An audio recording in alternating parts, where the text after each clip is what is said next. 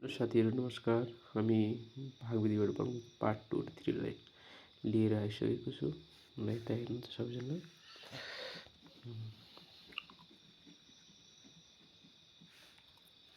बियो 18 2 2 5।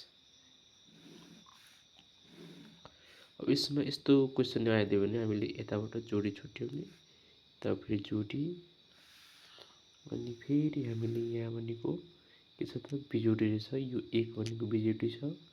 अब के गर्ने त भने बिजोडीले भाग गर्ने त। अब 1 मात्र सिंगल छ, 1 वर्ग संख्याको 1 मात्रै छ, त्यो 1 ले गर्ने। अनि 1 आयो, यहाँ पनि 1। अब यो भनेको के हो त, यसलाई हामी जोड्नु पर्यो। क्यान्सल 8 2 आयो। अब हामीले यहाँ 3 थप्नु पर्यो हैन। 2 थप्यो भने कति 24 हुन्छ, 22 दुनी 44 हुन्छ, 3 थप्यो भने 59, 4 थप्यो भने 96 हुन्छ। त्यही भएर 3 थप्नु। अनि यहाँ 3 थप्ने 69।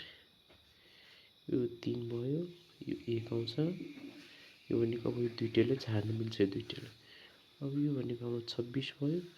अब यसको चाहिँ यो 26 को अगाडि पछाडिपट्टि यहाँ हामीले थप्दै जाने। 1 थप्ने, 2 थप्ने, 2 ले गुणन गर्ने, 3 थप्ने, 3 ले गुणन गर्दा गर्दै के हुन्छ भने हामी 5 थपिदियो भने 5 ले ठ्याक्कै पुग्छ। 5 थपेर 5 ले गुणन गर्ने, अनि 1325 आउँछ। 5 मा 10 भयो, अनि यो के भयो 6 1 7 भयो, 1 भयो।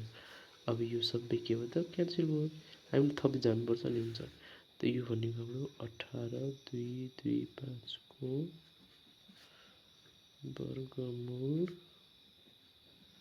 135 हुन्छ लेख्नु पर्यो। अर्को पटेर हामीले 2 नम्बरको यस्तै 1 1 0 2 5 आइदियो भने यस्तो अवस्थामा के गर्ने त, सेम टु सेम गर्ने।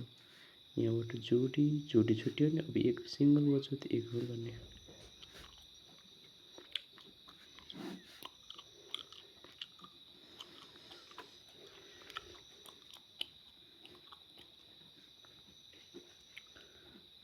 दस आयो।